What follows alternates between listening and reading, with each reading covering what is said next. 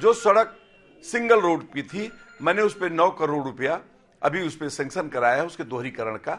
वह सड़क बन रही है, अभी उसकी शुरुआत कर दी गई है। एक हमारे यहाँ नाद नदी, एक नदी है, नाद नदी के नाम से लोग जानते हैं। उस नाद नदी पे गांव के लोग, इधर के लोगों का खेत उधर है, उधर के लोगों का खेत इधर है, इस तरीके का मैं देख रहा हूं। एक लंबे समय से डिमांड थी और उस डिमांड को आज तक कोई जनप्रतिनिधि ध्यान नहीं दे पाया, ना उस पर वह काम कर पाया। अभी आप देख रहे हैं कि उस पर मैंने भई से लेकर छताओं तक एक पुल मैंने उस पर सेंक्शन करा दिया। एक पुल हमारा ओदार में जो एकदम नीचे डूबा हुआ है, उस पुल पे मैंने उसको सेंक्शन करा दिया 2 करोड़ कुछ रुपए का। एक उदल जी के गांव में, सराय में, मैंने एक पुल वहां पे एक सेंक्शन करा दिया। माने एक ही नाद नदी पे 3 पुल मैंने उसको सेंक्शन करा दिया, जो गांव के लोगों को काफी सुविधाजनक अपने आप में हो गई। क्यों अभी आप देखेंगे कि कठिनाव से लेकर बीरा साहब, यह रोड जो है 12-13 किलोमीटर की रोड है और इस रोड पे मैं 19 करोड़ रुपया, माने लगभग 20 करोड़ रुपया उस पर मैंने सेंक्शन कराया है और वह चौड़ीकरण उसका हो रहा है। उसके चौड़ीकरण होने के बाद एक उपलब्धि मेरी और हो गई। 1952 में हमारे यहाँ एमएलए हुआ करते थे देवमूर्ति शर्मा जी, जो 9 साल तक जेल में रहे हैं। तो उनके नाम से मैंने आदरणीय योगी जी को जब मैंने बताया कि पहले स्वतंत्रता संग्राम सेनानी जो 1952 में पहले वह विधायक रहे, उनके नाम से मैं उस रोड का नामकरण मैंने करा दिया। चौड़ीकरण हो रहा है, वहाँ एक बोर्ड लगेगा जो देवमूर्ति शर्मा मार्ग के नाम से वह रोड जाना जाएगा। सारी योजनाएं पूर्व की हैं। ये सिंधोरा वाले पे भी पहले से है, पिंडरा कठिराव वाले पे भी ये पुराना प्रस्ताव है दोहरीकरण के लिए।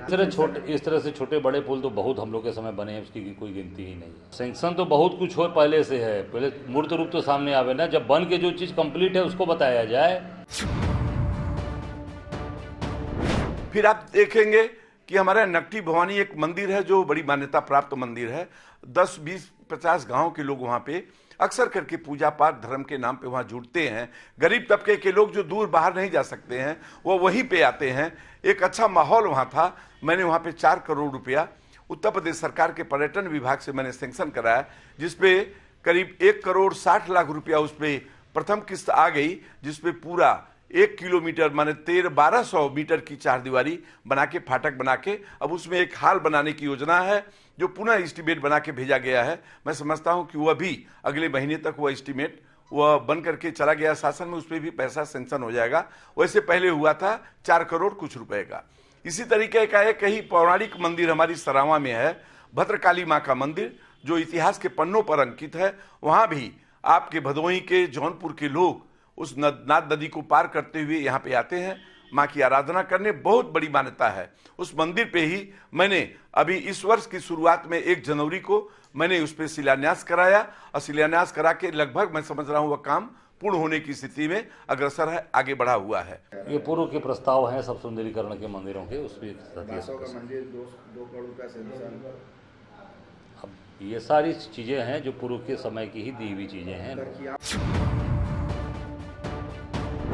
और हॉस्पिटल को आप देखेंगे, अभी गंगापुर हॉस्पिटल जो 30 बेड का हॉस्पिटल था, 2017 में उस हॉस्पिटल पर जब मैं गया विधायक बनने के बाद, तो उस हॉस्पिटल में मुझे देखने को क्या मिला कि उसमें गाय बैठी हुई थी और गाय के गोबर वहां पे पड़े हुए थे।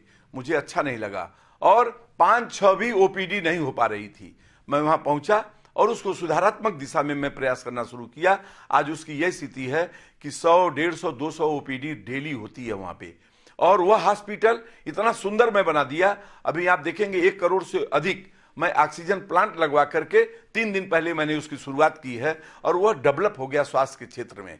ऐसे ही आप देख लीजिए बसनी हॉस्पिटल, CSR फंड से मैं भारत सरकार के जहाज मंत्रालय से मैं 7 करोड़ रुपया उसको लिया।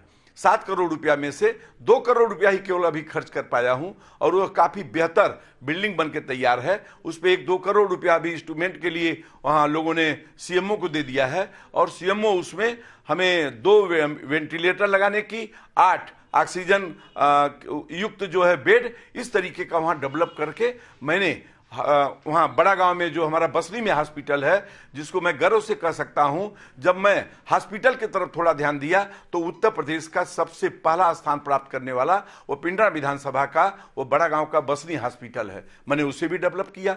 इस तरीके से स्वास्थ्य के क्षेत्र में भी आप बिराव के हॉस्पिटल को देख लीजिए, उसको डेवलप किया। आप धौकलगंज के हॉस्पिटल को देख लीजिए, जहां ओपीडी कुछ भी नहीं थी। आप देख लीजिए वहां पे हॉस्पिटल हमारा गजोखर गांव में है, वहां पे एक भी डॉक्टर नहीं थे। आज देख लीजिए वहां भीड़ लगती है, 150-200 की ओपीडी होती है, 300-400 की पिंडा में ओपीडी होती है, 200-250 की बसनी में ओपीडी होती है।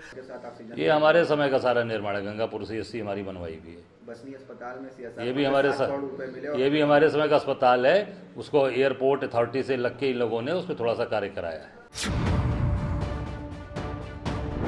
एक पूरे वाराणसी जनपद में एक ITI कॉलेज आया था। सौभाग्यशाली मैं हूं कि बाबा की ये कृपा बनी और उस कृपा का परिणाम हुआ कि हमारे गर्थवा के बगल में महगांव गांव में वो 14 करोड़ की योजना से ITI कॉलेज हमारे यहाँ बन रहा है, जिसकी आवश्यकता मेरे क्षेत्र में थी। ये सब पुराने प्रस्ताव हैं। ITI का सभी पुराने प्रस्ताव हैं, पुराने प्रस्ताव। हमारे यहाँ अमूल का लोगों ने विरोध किया था और उसका परिणाम था कि वह अमूल के लोग यहाँ से चले गए थे वापस। मैं गुजरात जाकर के अनुनय बिना करके वहां से उनको वापस बुलाया कि सुप्रीम कोर्ट का भी एक आदेश आ गया, उनको मुआवजा भी दे दिया गया और युद्ध स्तर पे अमूल वहां पे स्थापित हो रहा है। और निश्चित रूप में मैं समझता हूं अमूल के आने के बाद जो हमारी बेरोजगारी है, गांव में एक माँ बहन भी अपने घरों में पशु पाल करके वह दूध बेच करके अपने घर का खर्चा चला सकती है। इसलिए बेरोजगारी दूर करने की यह बहुत बड़ी योजना है। अमूल को केवल जमीन नहीं मिली थी, जमीन में यहाँ का प्रशासन प्रयास कर रहा है, अभी भी किसान उसके विरोध में है। ये जमीन उस समय भी रजिस्ट्री हो गई थी जब उसका हम लोगों ने 260-65 एकड़ जमीन जो एक्वायर कराया था, उस समय सारी चीज़ें शुरू हो गई थी।